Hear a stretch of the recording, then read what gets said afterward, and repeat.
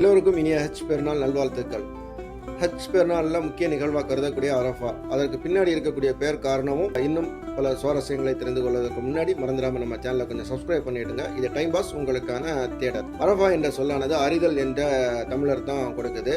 அதாவது இஸ்லாமிய கொள்கையினுடைய ஆரம்பமாக கருதக்கூடிய ஆதாம் அண்ட் ஹவ்வா இவர்கள் இருவரும் இறை கட்டளைக்கு மாறு செய்து இந்த பூமியில பல காலங்கள் சுற்றி திரிஞ்சாங்க. அதாவது ஒருத்தரை பார்க்காம. அதன் பிறகு இறைவன்ட பாவ மன்னிப்பு கேட்ட பிறகு அவங்க ரெண்டு பேரும் ஒன்னா சேர்ந்த இடம் தான் இந்த அரஃபான்னு சொல்லக்கூடிய இடம். அதே மாதிரி நபிகள் நாயகம் ஸல்லல்லாஹு அலைஹி வஸல்லம் அவர்கள் தன்னுடைய இறுதி பேருரைய நிகழ்த்தினதும் இந்த இடம் தான். அதனால தான் இன்னும் பேர் காரணம் சொல்றாங்க அறிந்த இடம் அறிவித்த இடம் அப்படின்னு. அதாவது ஆதாம் அண்ட் ஹவ்வா இவர்கள் இருவரும் பாவங்களை அறிந்து இறைவன்ட மன்னிப்பு கேட்ட அந்த நிகழ்வையும் இது அடையாளப்படுத்துது.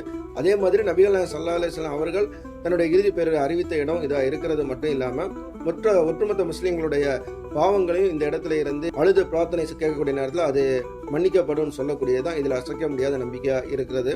இதில் இன்னும் சிறப்பாக இருக்குதுன்னு சொல்லக்கூடிய இந்த தகவல் உங்களுக்கு புதிதாக இருந்தால் மறந்துடாமல் நம்ம சேனலை கொஞ்சம் லைக் அண்ட் ஷேர் பண்ணுங்கள். நன்றி, வணக்கம்.